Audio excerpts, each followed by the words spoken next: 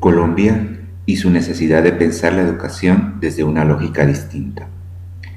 Se define como posconflicto el periodo de tiempo en que sigue a la superación total de los conflictos. El presente tejido escritural tiene como pretensión provocar un acercamiento ontológico quizá, axiológico tal vez, pero en sí aiestésico, en razón de algunas de las sensaciones que despierta el ser y hacer parte de una educación como la colombiana, cuyos currículos devienen en amores y desamores, encuentros y desencuentros entre lo que fue, lo que es y lo que debería ser, en el marco siempre de dinámicas sociales de violencia. La educación colombiana se intuye como una educación inmersa siempre en imposiciones de poder, a partir de modelos pedagógicos y currículos fluctuantes y disímiles en las subjetividades de quienes los aplican y de quienes los perviven, razón por la cual los contenidos en general se distancian de muchas de las realidades del país. Por tal razón, docentes y discentes divorcian sus miradas a partir de lo que institucionalmente se concibe como moderno y lo vivencialmente posmoderno. Por ello conviven y perviven en espacios y momentos de aula en función de relatos y metarrelatos que contradictoriamente se deconstruyen en cotidianidades siempre distintas y cada vez más aún más lejanas a las realidades de periferia que por antonomasia están inmersas en violencias derivadas de un conflicto armado que, como el colombiano, afecta directa o indirectamente a todos, pero parece no comprometer a nadie. Según el documento Basta Ya, Colombia, Memorias de Guerra y Dignidad, un informe generado por el Grupo Memoria Histórica, desde el año 2013, en Colombia se dio una tendencia decreciente entre la violencia de 1958 y 1964, marcada por la transición de la violencia bipartidista a la subversiva. Según el documento, se pasó de una violencia baja y estable entre 1965 y 1981.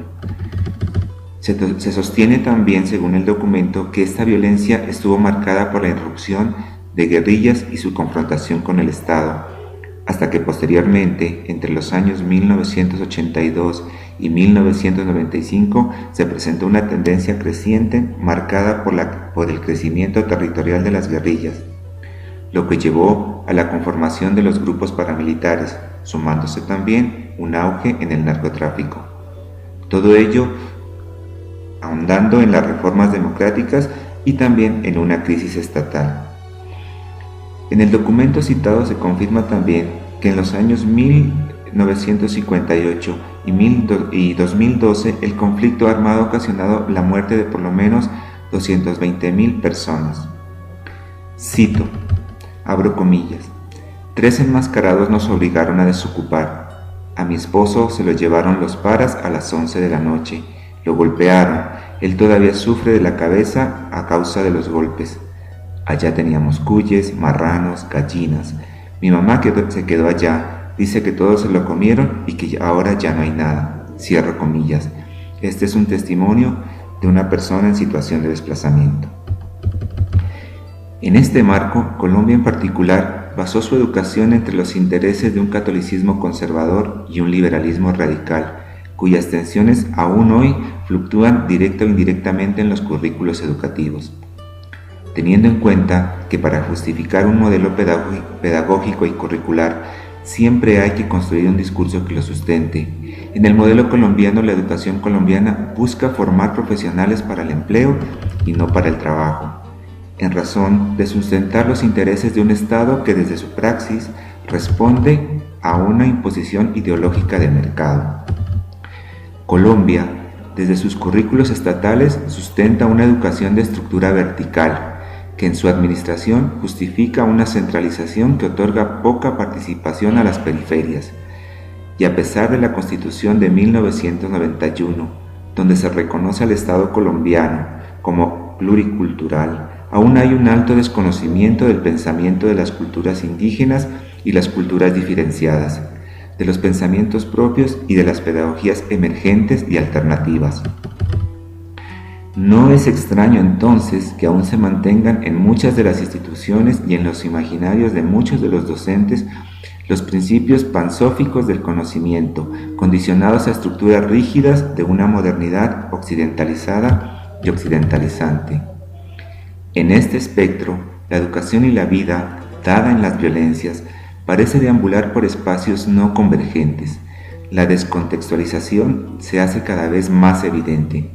Mientras que la vida se sucede en las dinámicas cotidianas, la educación parece mantenerse en ciertas herencias y tradiciones, en una estática convencional, descontextualizada y fija,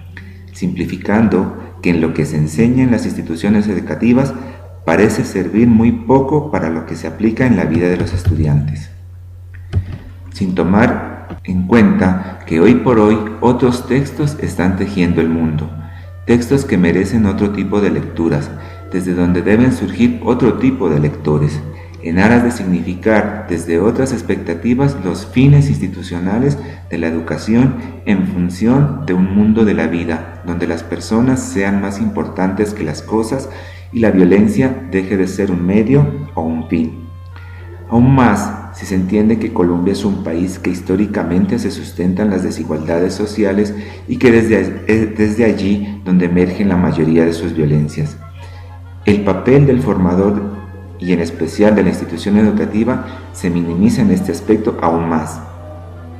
La baja credibilidad en las instituciones educativas, sumado a currículos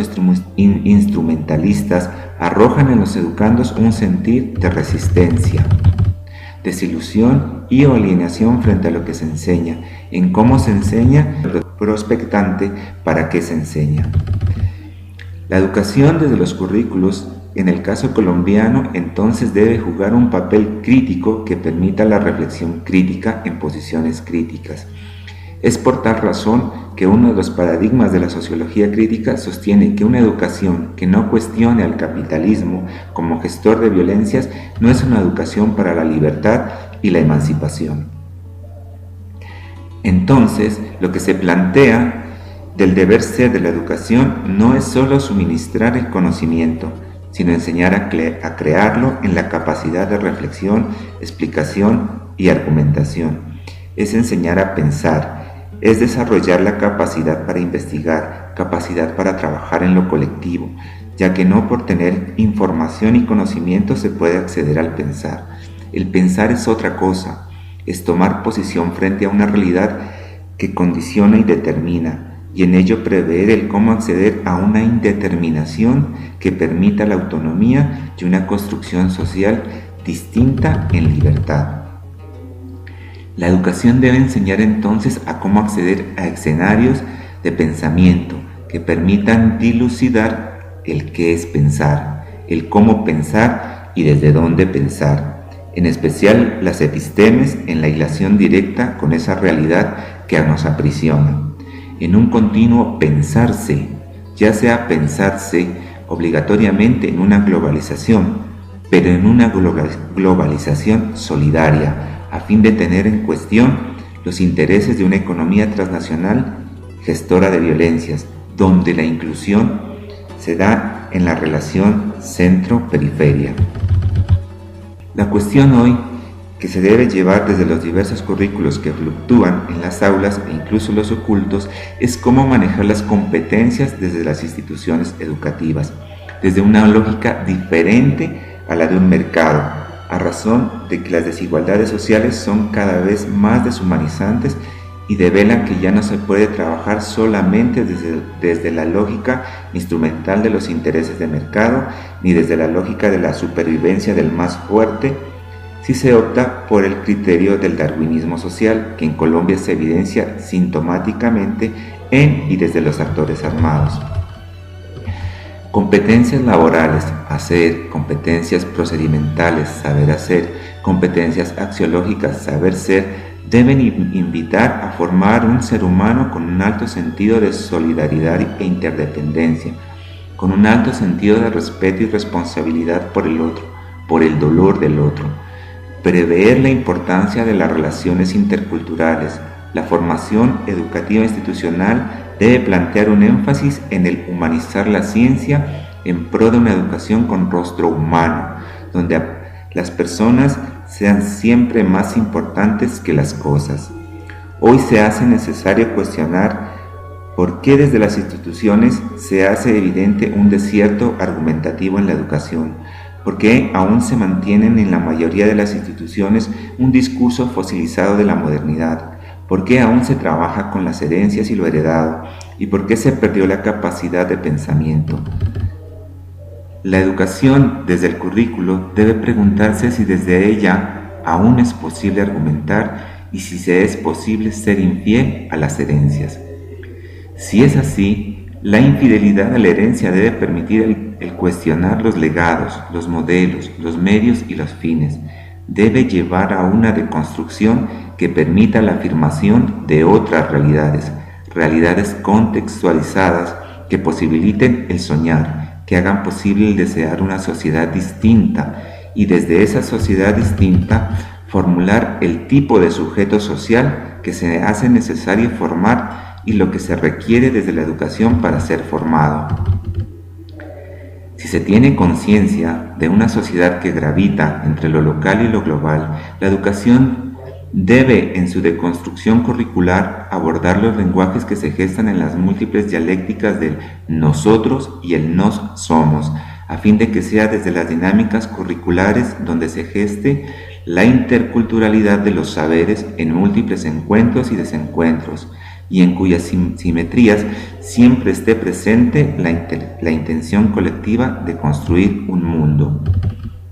Desde esta perspectiva, lo interesante es también abordar los discursos emergentes del otro y de lo otro,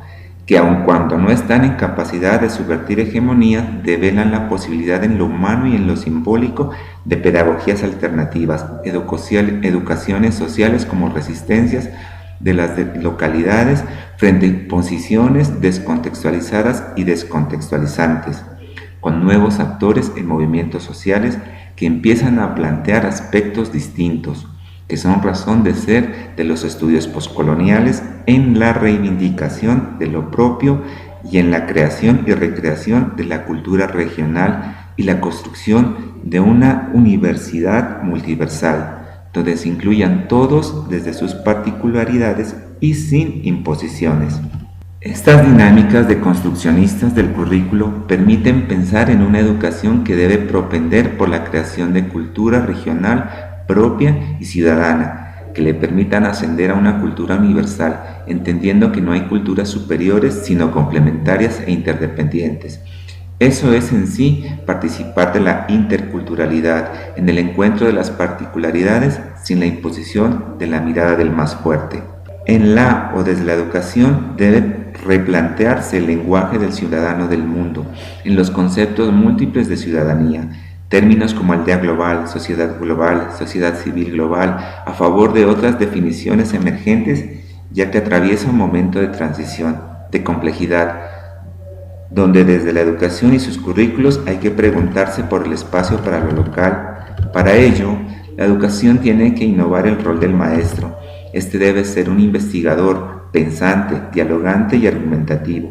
ya que el pensar en una globalización humanizante, heterogénea, gestada desde el reconocimiento de las particularidades y cimentada en las interculturalidades, exige cambios y desaprendizajes profundos en la educación y en el educador. Hay la necesidad entonces de estructurar nuevos currículos pensados en los nuevos modelos pedagógicos